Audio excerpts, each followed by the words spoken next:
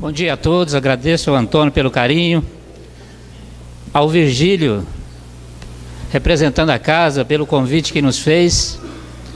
Nós ficamos lá em Vitória e às vezes desconhecidos nesses últimos 2 anos de fundação do Lamartine Palhano. Eu vou de segunda a segunda. Então é um trabalho incessante que a gente faz para estruturar um centro que leva o nome de um pesquisador tão importante no nosso estado. Queridos e queridas irmãs, o assunto de hoje, renovando atitudes, pelo próprio nome ele já diz qual é a nossa proposta: renovar atitudes. E começamos então a trabalhar sobre o livro do Espírito Hamed, pelo médium Francisco do Espírito Santo Neto. Os textos são extraídos dessa obra e os comentários feitos por nós. O primeiro tópico que nós começamos é sobre a felicidade. O que é a felicidade? Por que todos nós, impulsionados por esse germe divino do progresso e da evolução, buscamos a felicidade? Se o homem não buscasse ser feliz, nós não estaríamos aqui hoje com tanta tecnologia, sentado no conforto de um ar-condicionado, almofada nas cadeiras, chique no último, viu gente? Isso tudo porque nós queremos e buscamos a felicidade. Vamos ler o trechinho. Ser feliz não é uma questão de circunstância, de estarmos sozinhos ou acompanhado pelos outros, porém de uma atitude comportamental em face das tarefas que viemos desempenhar na Terra. Sabe o que veio fazer aqui? Qual é a proposta para a sua encarnação? Já se questionou sobre isso? Sobre a sua missão individual no planeta? Porque se é uma atitude comportamental, tem a ver com mudança de hábitos. O Espírito Emmanuel, na obra Pensamento e Vida, fazendo uma reflexão, diz que o hábito é uma esteira de reflexos mentais acumulados, causando constante indução à rotina. Então nós temos hábitos felizes e infelizes, e podemos transformá-los. Então, se é uma atitude de comportamento, o que eu tenho feito durante esses meus dias, minhas horas, minutos, para ter um comportamento, uma atitude de ser feliz? Ah, mas eu estou feliz de vez em quando. Ah, mas a felicidade não é desse mundo, porque o planeta é de provas e expiações. Mas nós podemos atingir o limite da felicidade mesmo no mundo de provas e expiações.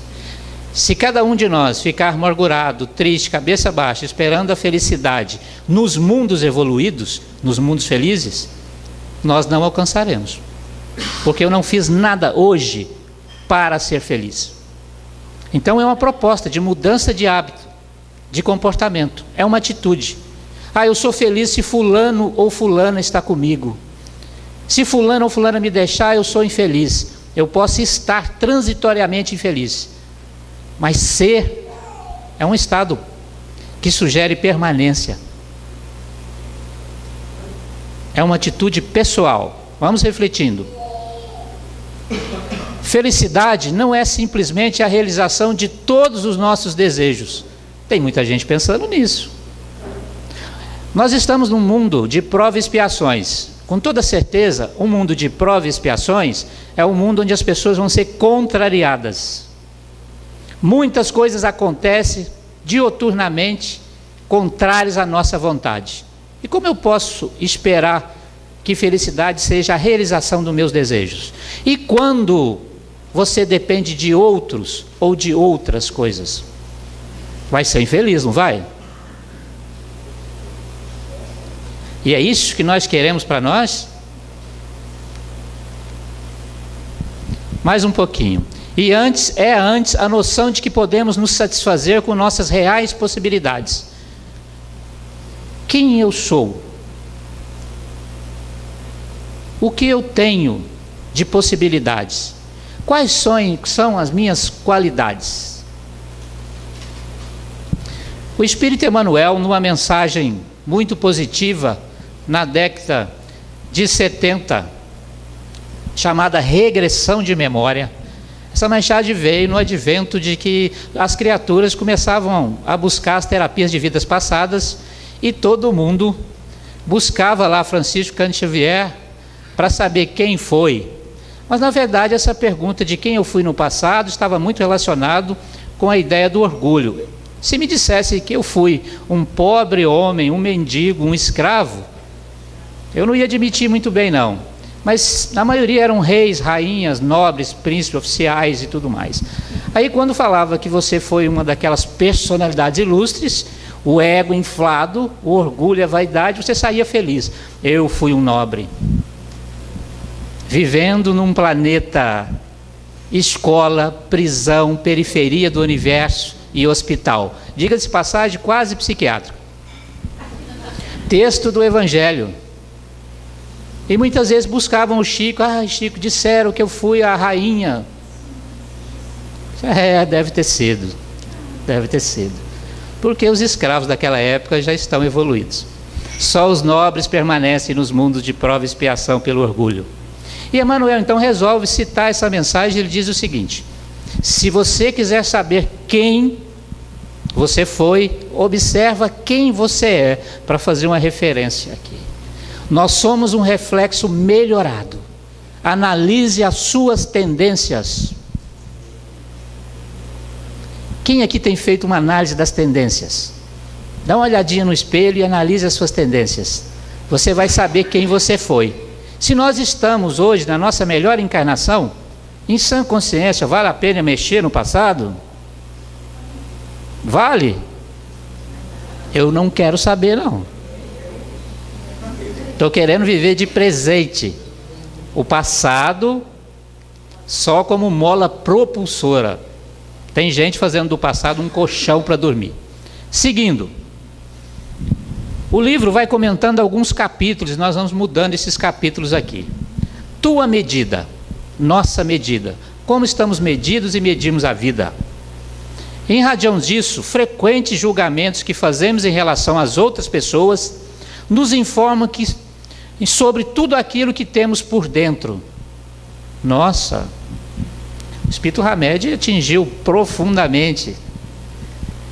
Nos julgamentos que fazemos em relação às outras pessoas nos informam sobre tudo aquilo que temos por dentro.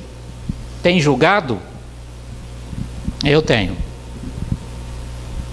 E reflito muito sobre isso, porque o julgamento é um hábito estranho nosso. Nós estamos ainda julgando uns aos outros constantemente. Fazemos comparações e desejamos que o outro seja perfeito sem trabalhar a própria perfeição. Então eu vejo um engano do outro. Eu continuo vendo o cisco no olho do meu irmão, mas não consigo perceber a trave no meu olho. Mas isso todo mundo sabe, todo mundo fala no centro espírita, nós estudamos. Isso mesmo. Nós estamos teorizando essa informação, precisa ser vivenciada. Mas é necessário primeiro conhecer para praticar. E nós estamos nesse tempo de começar a pôr em prática essa razão. Explicando melhor, a forma e o material utilizados para sentenciar os outros residem dentro de nós mesmos. Viu defeitos no companheiro, na companheira? Analise as suas tendências. Nossa, mas assim eu vou ficar deprimido. Não vai não. Se for com consciência, com razão, sem auto-julgamento, aquele pesado e ferrenho, mas com consciência de libertar-se do processo, é muito bom, não é? Diferente de sentimentos de culpa. Não vou falar muito de culpa agora, que aqui na frente tem um espaço próprio para isso. Seguindo a medida, julgar uma ação é diferente de julgar a criatura. Já pensaram nisso? Olha, eu aprendi isso nas reuniões administrativas de centros espíritas ao longo dessa minha encarnação. As reuniões de centro espírita eram tormentos, ninguém queria ir, porque era um bando de gente julgando uns aos outros. Por que fulano? Por que ciclano? Até os que não estavam lá, né? Faziam parte da pauta da reunião. E a proposta sempre foi outra. Alguns anos atrás começamos a falar sobre isso muito, para fugir do hábito do julgamento. Então, julgar uma ação é diferente de julgar a criatura. Vamos ver por quê. Posso julgar e considerar a prostituição moralmente errada, mas não posso e não devo julgar a pessoa prostituída. É isso que Jesus ensina. Eu posso considerar a ação da pessoa ruim, danosa, mas não posso e não devo julgar a pessoa. Aí que está a fala de Jesus na imagem que vocês estão vendo aí, no encontro de Jesus com a mulher adúltera na passagem. Diz o espírito Amélia Rodrigues, pela psicografia de Valdo Pereira Franco, na obra... fugiu a obra agora, pode um negócio desse? Daqui a pouco nós lembramos o livro qual é. E a Amélia Rodrigues então... lembrei. Os espíritos sopram no ouvido da gente, né? Pelo amor de Deus, estuda mais, só dessa vez, primícias do reino. Diz para nós o seguinte, que quando Jesus é convocado então a julgar a mulher referente à lei do momento, ela diz que ele escrevia sobre a terra com um graveto, por isso ali aparece ele ali com o dedo. Ela diz que ele riscava ali no chão, e quando a turba ensandecida clamava a sua opinião, ele disse: aquele dentre vós que estiver sem um desses pecados, ele escreveu 3, atire a primeira pedra. Aí saíram os mais velhos, que já perceberam logo, os maduros de meia idade. O jovem demorou, porque o cartão não passava, né? A ficha não caía. Então ele ficou pensando: o que está acontecendo aqui? Comigo, né? Tá, fui embora. Ela diz, a Amélia Rodrigues, que as 3 palavras ali escritas eram orgulho, vaidade e egoísmo. Quem dentre vós estiver sem um desses 3, por favor, atire a pedra. Daria para tirar agora de novo? Não, né? Nós não íamos sair de fininho? Cantando ainda, né? Foi bom estar com você, né? Nós não conseguimos trabalhar isso. E essa é a questão do julgamento. Enquanto eu julgar a pessoa e não a ação pode ser julgada, ela é danosa às vezes, criminosa, mas o indivíduo, se vocês analisarem o histórico das civilizações, vocês vão perceber que quem decidiu por tudo que nós temos sobre poderes foram os juristas e os religiosos. Desde que o mundo racional passou a existir, juízes e religiosos que mantinham o poder sobre as pessoas, e sempre se baseavam em quê? Julgamentos, como até agora, inclusive a nossa igreja judaico-cristã, que trabalhou muito em cima das penas. Vamos medir mais um pouco. Ao usarmos de empatia, colocando-nos no lugar do outro, sentindo e pensando com ele, em vez de pensar a respeito dele, teremos o comportamento ideal diante dos atos e atitudes das pessoas. Bom, no lugar daquela pessoa, como eu agiria? Mas a empatia indica você pensar realmente em como ela está, nas circunstâncias que a levaram a tal coisa. Então você vai ter que se ver na mesma condição financeira, cultural, intelectual, moral, para poder pesar a ação. Se nós analisarmos do nosso ponto de vista, esse julgamento vai ser contra a pessoa, porque para mim isso aí é moral, não é? O próximo capítulo, esses trechinhos, fala sobre a verdade, que nós estamos tratando hoje aqui, justamente de conhecer a verdade. Então diz o seguinte, nesse encontro de Jesus com Pôncio Pilatos. Pilatos então lhe disse: sois, pois, rei? Olha só que interessante.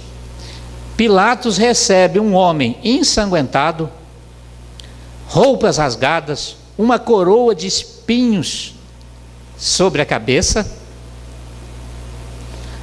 amarrado, e pergunta para ele: sois rei? É claro que Pilatos sabia que aquele homem à sua frente não era rei, mas ele estava ali cumprindo uma ação de jurista. Ele era um juiz naquele momento. Sois rei? Jesus lhe replicou: vós o dissestes, eu sou rei. Eu não nasci nem vim a esse mundo senão para testemunhar a verdade. Qualquer que pertença à verdade, escuta a minha voz. Pilatos ouviu? O que Pilatos estava com tanto medo de libertar Jesus? Pilatos tinha medo dos judeus, do sinédrio. Pilatos tinha medo de perder a pose, o cargo, a função. Então, o que ele fez? Mandou de volta para ser julgado por Herodes Antípadas. E logo depois retorna a ele, e ele então faz uma coisa muito interessante. Ele fala assim: eu não vou julgar não, eu vou mandar para o povo que se vira. E o povo então decidiu. Pilatos lavou as mãos. Tem uma pesquisa numa universidade americana, vocês vão encontrar aí no nosso pai da sabedoria, o Google, sobre lavar as mãos. É uma pesquisa antiga. A universidade fez então essa pesquisa com as pessoas. Colocavam diversos objetos e preços para que as pessoas pudessem escolher. E depois que elas compravam, adquiriam aquele objeto, elas ficavam sabendo dos valores errados, que valia menos, valia mais. E a pessoa percebia que havia cometido um engano. O que fazia? Aquele que percebeu o engano, corria e lavava as mãos. É uma ação da consciência que impulsiona o homem a querer limpar-se. Prestem bem atenção. Se a gente está lavando muitas mãos, deve se lavar, mas depois de uma tomada de decisão. Preste atenção. A verdade prossegue. As ilusões nos impedem que realmente tenhamos olhos de ver. E porque não buscamos a verdade, projetamos nos outros que não podemos aceitar como nosso. Eu não tenho essa visão ampla, não consigo abranger tudo. A fala de Jesus é profunda, como ele compara o homem a uma ovelha. Ele chama a si mesmo de o bom pastor e diz que nós somos o seu rebanho, rebanho de ovelhas. A ovelha tem uma visão muito estreita, ela não consegue ver a distância. Somos parecidos? A ovelha não tem visão periférica e ela não tem senso de direção aguçado, por isso que ela se perde. Jesus sabia, na comparação, quem era uma ovelha e quem éramos nós? Tinha real noção. Quando eu fui estudar um pouco das ovelhas, eu percebi: gente, eu sou uma ovelha. Eu descobri a verdade. Visão periférica deturbada, não consigo ver tudo que está acontecendo à minha volta, não percebo. Tenho uma visão curta da distância, que Allan Kardec fala que é a razão do nosso sofrimento. Falta de visão na vida futura. E depois, o senso de direção. Nós nos perdemos constantemente, fugindo do rebanho. Não gostei que olhou para mim assim, não gostei que falou assim, não gostei, não falei, não fiz, e a gente vai embora. Eu já estou num centro espírita há 40 anos, desde criança. Eu vi muita gente ir embora, porque não gostou, porque não se sentiu bem, porque se magoou. Agora você imagina em outras religiões onde essa informação precisa e direta não chega. Quantas mágoas ali guardadas. Não, a pessoa agiu mal comigo. Nós estamos numa doutrina que impele ao perdão constantemente, ao diálogo, e nós não conseguimos. tentamos nos livrar de nossos próprios sentimentos, atribuindo às outras pessoas. O outro é vaidoso, o outro é orgulhoso, o outro é insuportável, o outro... Eu não. Eu sou um anjo. Eu digo lá no GELP, o GELP é o apelido do Lamartine, palhano do grupo. Eu digo lá que às vezes nós deixamos lá na entrada a nossa capinha e tridente com alusão ao capeta, ao daimon, e entramos com as asinhas. Eu tenho um armário, cada um tem um, você chega, põe a capinha, o garfo e pega as asas e a auréola e entra para o centro. Ai de alguém se pisar no seu calo, até parece que é o calo que pensa. Você corre lá embaixo e pega o garfo e volta. Eu falo lá embaixo porque lá tem uma escada danada, viu? É uma escadinha para entrar. É a escada da humildade, porque ela tem um ressalto que impede as pessoas altas de passarem, elas têm que abaixar. Aí eu digo que eu fico no final da escada e todo mundo tem que fazer referência. Isso é muito positivo, né? A verdade. Olha só, Adão disse a Deus: eu não pequei, a culpa foi da mulher que me tentou. Olha que o Adão, a ser apertado, ele disse: eu não. Eva se desculpa perante o Criador. Toda discórdia ocorrida cabe à maldita serpente. Agora, posso dizer para vocês uma coisa? Fiquei sabendo o que a serpente disse para Eva que conseguiu convencê-la: come que emagrece.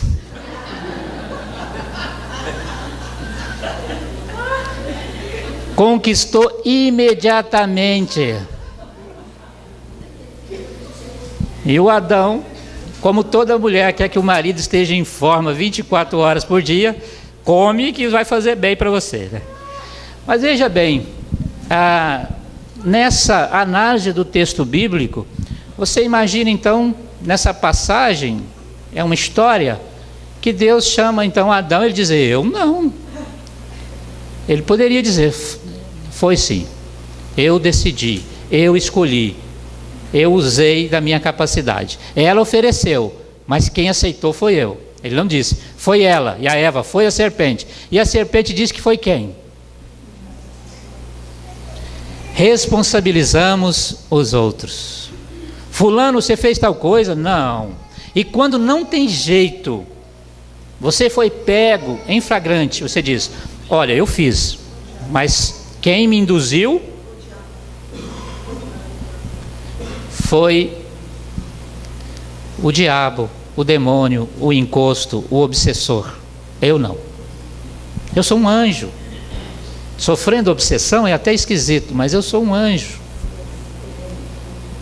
Imagina, uma vez eu estava no presídio, nas reuniões de evangelização no sistema prisional, da equipe que nós fazíamos parte, e o jovem insistia em debater, e ele dizia assim: não,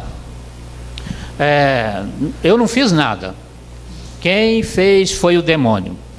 Então vamos inverter, vamos trazer o demônio, mandar prender ele então, e soltar você, liberar você. Isso, pois é, quando acerta é Deus, quando erra é o capeta. Quando é que nós vamos ter?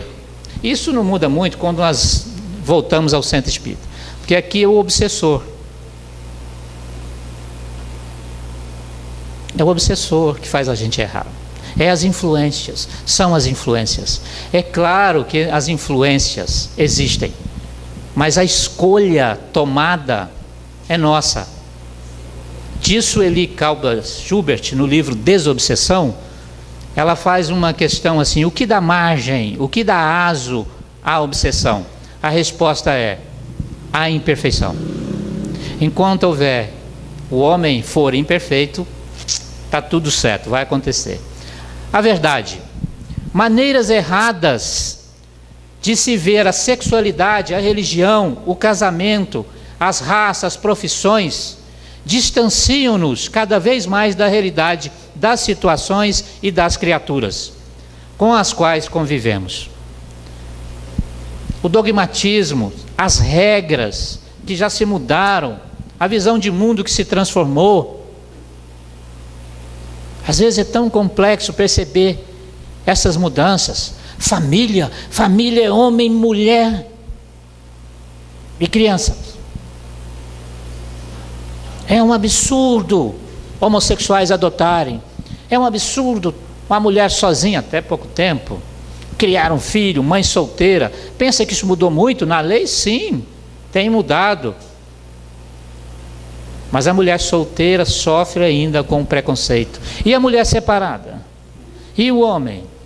Vocês acreditam que no meio espírita, no nosso meio que nós convivemos, se um casal separa, ai, cai na boca do povo. Eu chamo isso, não chamo isso de fofoca, chamo comunicação social.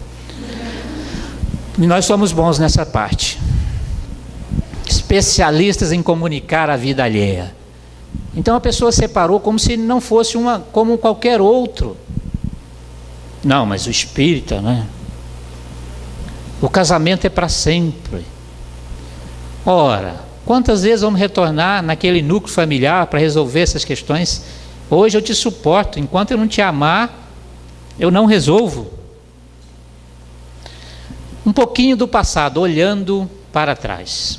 Pesquisas muito antigas, que já foram refeitas e não alteraram o quadro, dizem o seguinte: 70% de nós vivemos no passado. Nas questões do, se eu soubesse, se eu tivesse feito, se eu não tivesse feito. 20% vive no futuro, eu vou fazer, e 10% no presente. Como pode ser isso?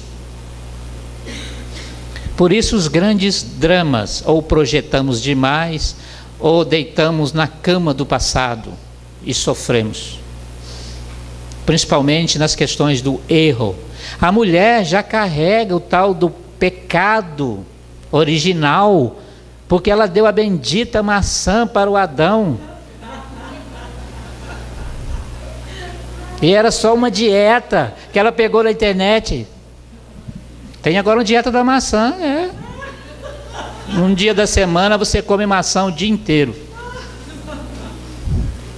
Deve ser dieta da Eva, né? Deve ser essa aí. Tal é aquele que, tendo feito mal a sua tarefa, pede para recomeçá-la a fim de não perder o benefício do seu trabalho. Olha só, imagina você matriculado numa escola que, se fora reprovado, não pudesse mais frequentá-la. Essa é a visão de quem não acredita em reencarnação. Reprovei, acabou, não tem mais chance. A reencarnação é a escola que diz, repete o ano. Não tem progressão, tá? A progressão na reencarnação não é assim. Você não passa sem aprender. Eu evangelizei crianças, jovens de 6ª, 7ª série que não sabiam ler em Vitória. Não sabiam ler. Então, as primeiras vezes eu dei texto e percebi que o texto não desenvolvia. Aí comecei a trabalhar de forma diferente, porque a escola realmente fez a progressão, que é uma excelente ideia, mas sem os recursos de sustentabilidade da progressão, ou seja, reforço escolar, aula durante o dia todo, rever as dificuldades do aluno, coisas assim, né? Então Deus dá essa oportunidade, você pode refazer os seus caminhos. Por isso que a reencarnação é educativa e jamais punitiva. Olhando para trás, um pouco da culpa. Culpa quer dizer paralisação das nossas oportunidades de crescimento no presente e consequência de nossa fixação doentia em comportamento do passado. Quando você tem o sentimento de culpa, você paralisa.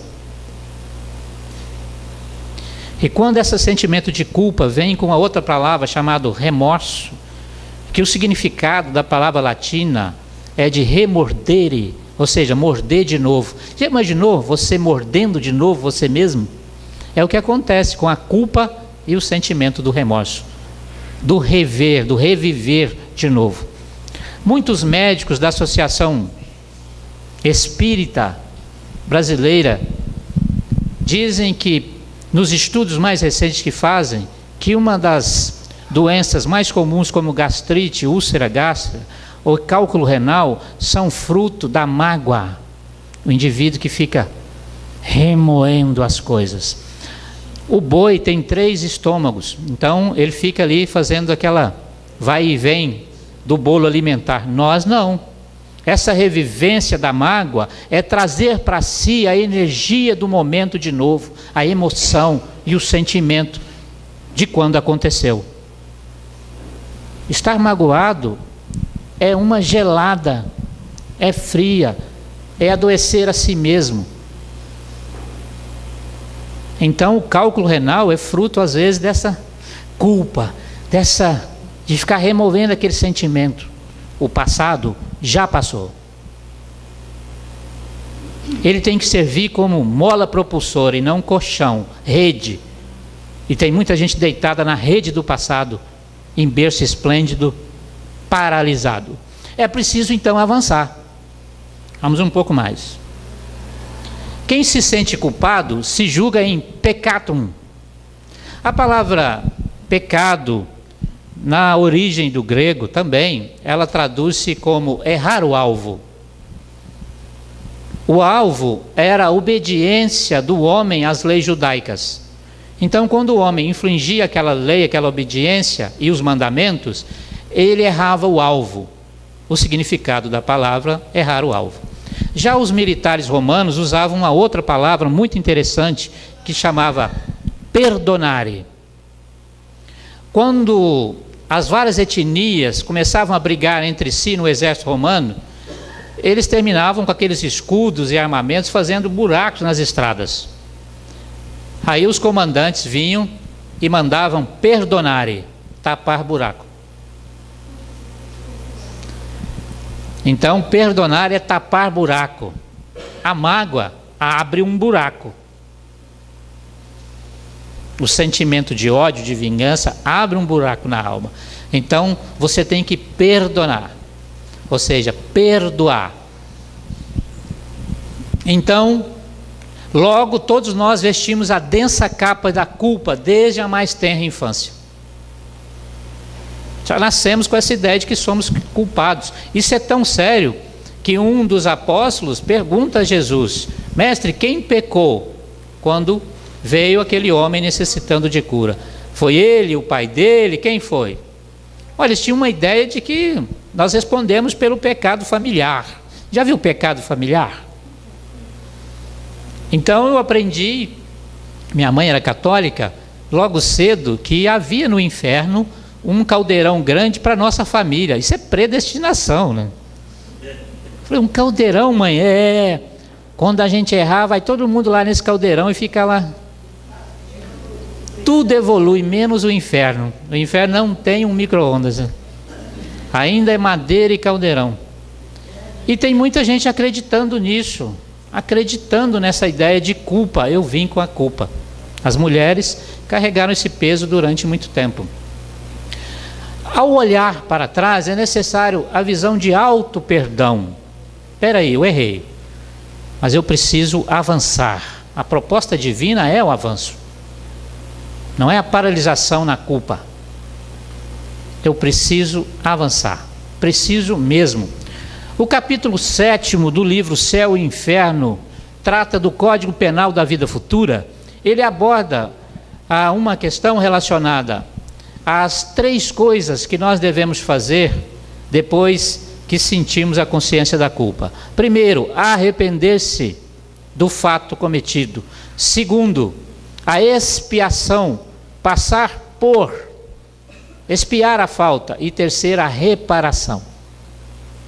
Então, no sentimento de culpa, você tem que perceber, você arrepende, vai ter que expiar essa falta, ou seja, você vai ter que dizer a verdade, vai ter que confrontar a realidade do que você fez e depois você vai ter que reparar o dano causado. Sem essas 3 coisas, você não avança.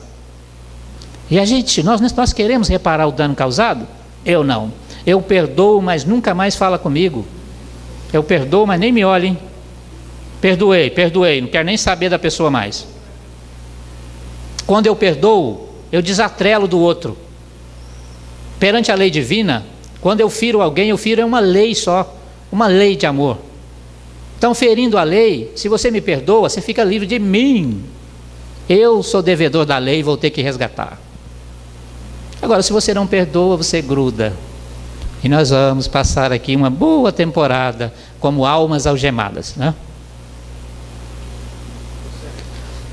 O Criador da vida, infinita bondade e compreensão, e que sempre vê com os olhos de amor, nunca punindo as criaturas, na realidade são elas mesmas que se autopenalizam. E isso transforma em desamor.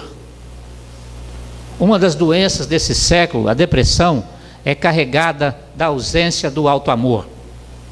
De um outro componente que o Evangelho traduz no capítulo da fé humana e fé divina, onde ele fala da fé em si mesmo, é o desamor. Você se ama, se aceita, gosta de você? É uma boa pergunta, né? Boas perguntas. O arrependimento resulta do quanto sabíamos fazer melhor e não fizemos. Por isso que a gente arrependa. Você sabia o que fazer certo, eu também. Mas aí veio o obsessor, né? E me disse tudo aquilo que eu gosto de fazer, né? Aí eu fiz, já que eu gosto. Mas a culpa é dele. Tá? Enquanto que a culpa é invariavelmente a exigência de que deveríamos ter feito algo, porém não o fizemos, por ignorância ou impotência. O resultado ali, ó, não fizemos o certo, o melhor. Então os Espíritos respondem a Allan Kardec que você não responde só pelo mal que fez, mas pelo bem que deixou de fazer e o mal dele resultado. Aí aperta todo mundo, né? Eu não respondo só pelo engano, eu respondo pelo bem que eu deixo de fazer e o mal que dele resulta. Por isso que dá trabalho. É preciso ação constante no bem. E o Espírito Emmanuel tem uma frase assim muito importante. Ele diz assim: se cair, caia para frente. Você ganha pelo menos 2 centímetros na queda. Cai de costa para ver. Então o problema não está na queda, ela vai acontecer. É quão rápido você se ergue. Quão rápido você se ergue. Então, nessa minha caminhada, eu estou sempre caindo para frente, tá, gente? Tenho ganhado 2 centímetros aí. E sei que cair faz parte dessa caminhada. Existe então um tempo certo. Às vezes nós encontramos muitos amigos, companheiros na doutrina espírita, outros cristãos, budistas, shintoístas, taoístas, tantos mais. Ontem eu fui convidado para vir aqui na festa que teria à noite, mas fiz uma palestra num terreiro de Umbanda. Então eu não poderia deixar de fazê-la, porque era importante naquele momento falar de Jesus para quem queria ouvir. E os horários são bem diferentes dos nossos. Então eu saí de lá um pouco tarde. Então falar no tempo certo das pessoas, estamos todos preparados para essas transformações? Quando o outro não se transforma na mesma velocidade que eu volto lá atrás no julgamento. Apesar de sermos individuais. Aquele que semeia saiu a semear, e enquanto semeava, uma parte da semente caiu ao longo do caminho. A semente é a da verdade. Ela está semeada na consciência. As leis divinas estão gravadas aí. Então o germe divino está em nós. Por isso a fala de Jesus, quando indica que somos então deuses, nesse sentido figurado, que temos aqui então a possibilidade da cocriação. Na vida então não existe antecipação nem adiamento, somente o tempo propício de cada um. Eu estou no meu tempo, o outro talvez não está na mesma velocidade. Esses dias eu ouvi de uma companheira que foi à casa espírita e disseram a ela: não, você não pode permanecer no ESD não, porque nós estamos adiantados e você está atrasada, você atrapalha o grupo. Eu disse: você ouviu isso? Eu ouvi. Eu falei: isso não me surpreende, mas quem de nós está adiantado? É porque eu sou meio burra. Eu falei: para com isso. Foram eles que não souberam lidar com você. Eles não sabem, talvez, que você é um espírito imortal, destinado à perfeição, relativo a Deus, mas perfeição. Outros grupos eu dizia: quantos grupos de ESD vocês têm? 5, cada um com 2 pessoas. Eu disse: que bom, né? Propaganda, né? 5 grupos de ESD, você vai lá, 2 pessoas em cada um. Eu disse: por que vocês não juntam e fortalecem os grupos? Nós estamos mais adiantados, os outros estão atrasados. Num mundo de prova e expiação, num planeta hospital, vou repetir de novo: hospital, prisão, periferia do universo e escola, eu estou mais adiantado do que quem? Nós somos alunos. Tem gente achando que é o professor, mas somos alunos na escola bendita. Falando sobre a semente, as que caíram ao longo do caminho e os pássaros as comeram, o Espírito então Hamed comenta: representam as pessoas de mentalidade bloqueada e restringida, que recusam todas as possibilidades de conhecimento que as conteste, ou mesmo qualquer forma que venha modificar sua vida ou interferir em seus horizontes existenciais. A semente chegou, ela está germinada na sua estrada, no seu terreno, mas você não quer saber. É o tempo. Esse terreno precisa receber adubo, precisa ser melhorado. Qual é o melhor adubo? Qual é o melhor adubo? Não vai falar marca de adubo não, hein, gente? O melhor adubo é o amor. Lázaro, capítulo 11 do Evangelho segundo o Espiritismo, a lei de amor. No início, nós não temos senão instintos, depois sensações e depois o sentimento. O ponto alto do sentimento é amor. Nós estamos na base, instintos, sensações e sentimentos ainda em evolução. Então, o melhor adubo para os nossos terrenos individuais é o amor, mesmo ainda nessa proporção. Outras sementes caíram em lugares pedregosos, onde não havia muita terra, mas logo brotaram. Quer dizer, um caiu na estrada, o outro já caiu num lugar cheio de pedra. Ao surgir o sol, queimaram-se porque a terra era escassa e suas raízes não eram suficientemente profundas. Foram logo ressecadas porque não suportavam o calor da prova. E por serem qualificadas como pessoas de convicção flutuante, torraram rapidamente seus projetos e intenções. É quando nós falamos: essa pessoa não tem personalidade, essa pessoa não sabe. Uma Maria vai com as outras, um João vai com os outros. Ou seja, a pessoa não sabe o que quer. Às vezes nós não julgamos assim. Você não tem convicção. Aí quando a gente ouve assim: fulano deixou o centro espírita, agora ele foi para outra religião, nunca foi espírita.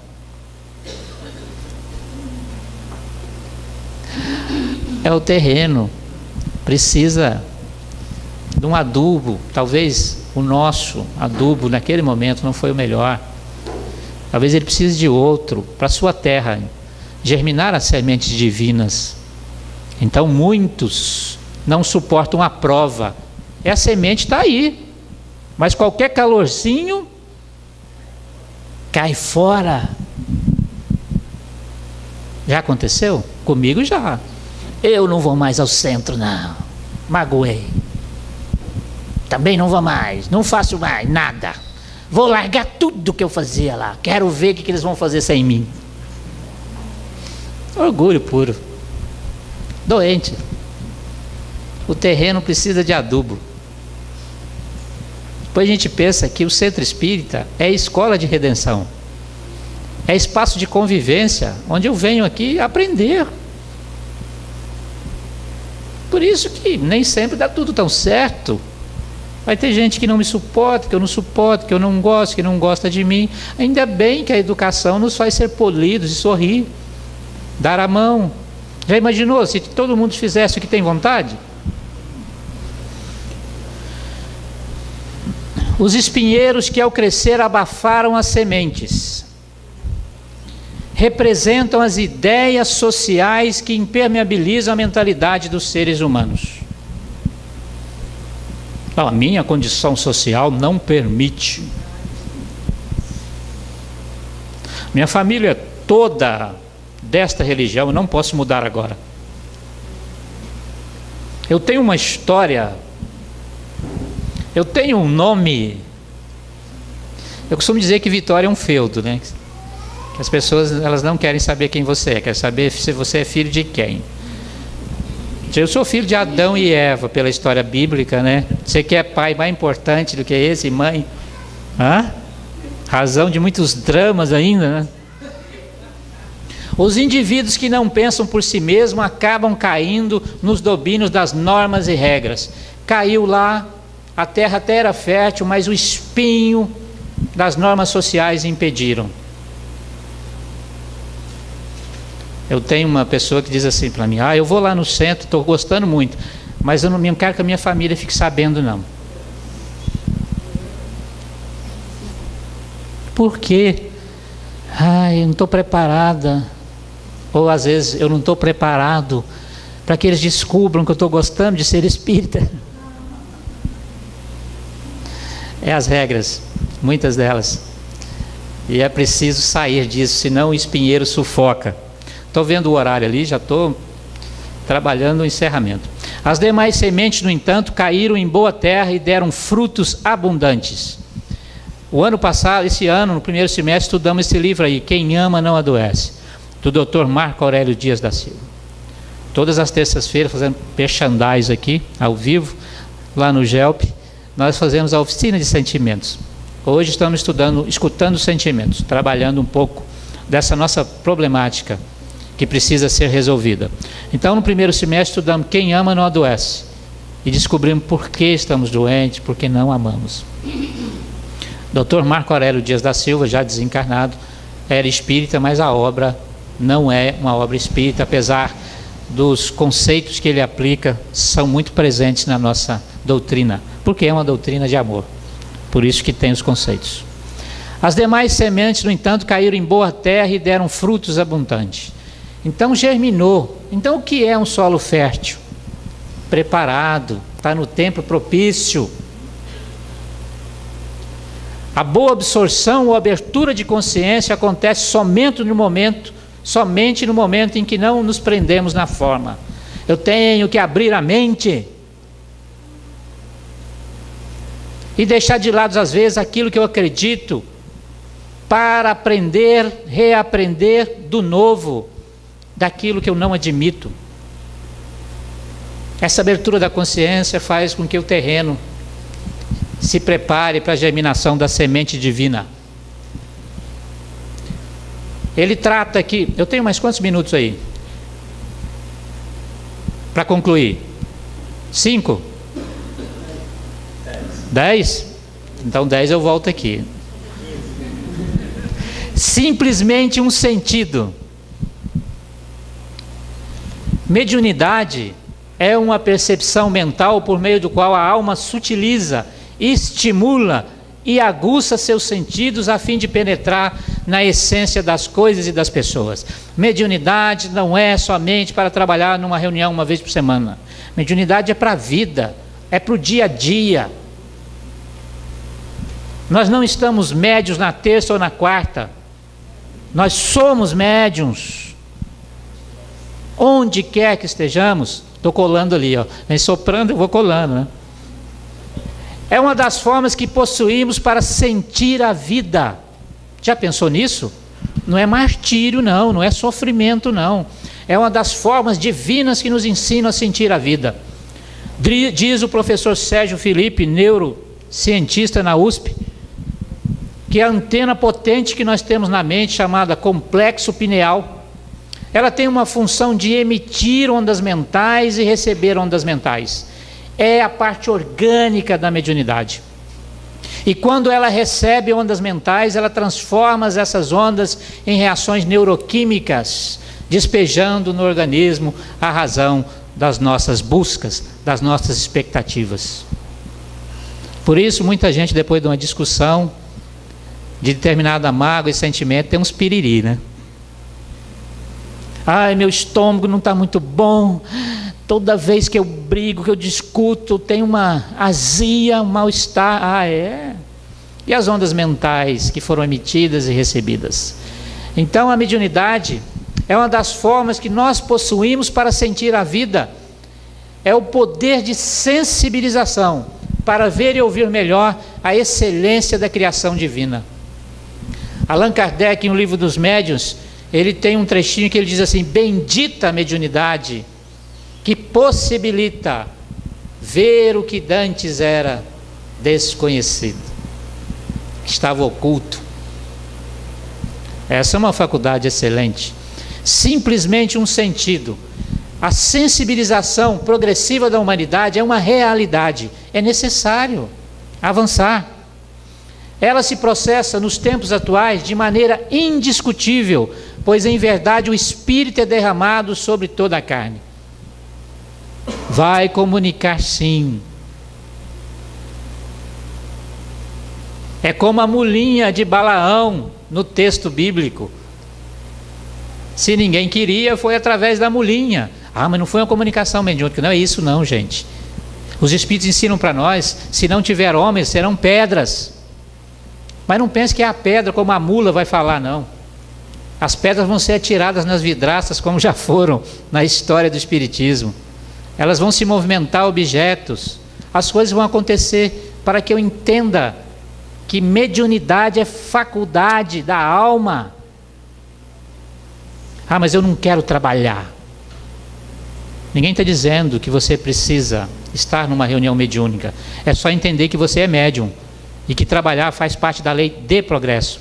Isso não quer dizer que precisa receber, incorporar, falar com espíritos, mas que você pode aprender a conviver com os espíritos encarnados. Jesus lhe respondeu: é por causa da vossa incredulidade. Quando os apóstolos chegaram e disseram: olha, não conseguimos curar o endemoniado lá, deu um trabalho danado.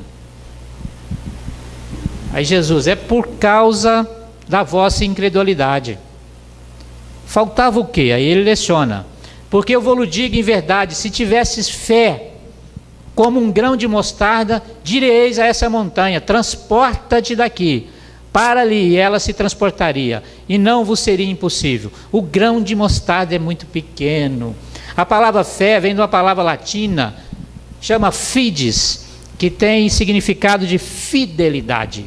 Nós temos crença muitas vezes, mas não temos fé. Fé é certeza. Eu sou imortal, eu vou ter várias experiências, a minha vida aqui é um segundo na imortalidade, e tenho depressão. Eu tenho crença, eu acredito nisso, mas não tenho certeza. Isso não é certeza interna. Se fosse, os problemas da vida mundana seriam diminutos frente à eternidade do Espírito. Tudo passa. Temos crença. A crença é o resultado, a evolução da crença é o que se dá fé. Por isso que Allan Kardec fala que é fé raciocinada. É preciso avançar na crença. Tais valores encontram inicialmente em estado embriomírio. É o mesmo que embrionário. Os espíritos adoram essas palavras legais assim. E ao longo das encarnações sucessivas, estruturaram-se entre as experiências do sentimento e do raciocínio. A crença nasceu com o homem no processo principal de adoração, que é uma das leis morais. Na terceira parte do Livro dos Espíritos começa pela lei de adoração. Já vem intrínseco ao ser. Então a crença tem que chegar à condição de fé, de certeza inabalável. Entendemos dessa forma que a fé não equivale a uma muleta vantajosa, que nos ajuda somente em nossas etapas difíceis, nem providência de última hora. Ai meu Deus, me ajuda agora. Você teve 6 meses, não é? Para alcançarmos nossos caprichos imediatistas. Ai, agora eu preciso de fé. O que você fez antes, por favor?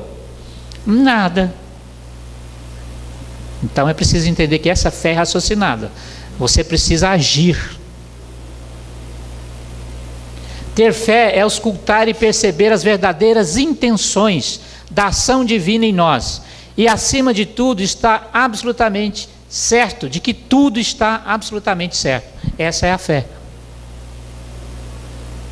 Devemos compreender, por fim, que o poder da fé realmente transporta montanhas e que para o espírito nada é inacessível. Pois quando percebe a razão de tudo e interpreta com exatidão a sabedoria de Deus, a vida para ele não tem fronteiras. Se então, dentro dessas lições, das atitudes que devem ser renovadas, compreender e ter a certeza, somos imortais, destinados à felicidade e à perfeição. Nós somos co-criadores. Nós estamos aqui de passagem. E como tudo aqui passa. E é por isso que a certeza na vida futura é que faz o maior bem ao homem. Livra das doenças psíquicas, da depressão, da solidão, da ansiedade. E faz o homem caminhar com essa certeza no futuro. Um grande abraço a todos. Votos de muita paz. Espero outra oportunidade vir aqui. E Deus quer, Ele sempre quer que a gente volte. Muita paz a todos.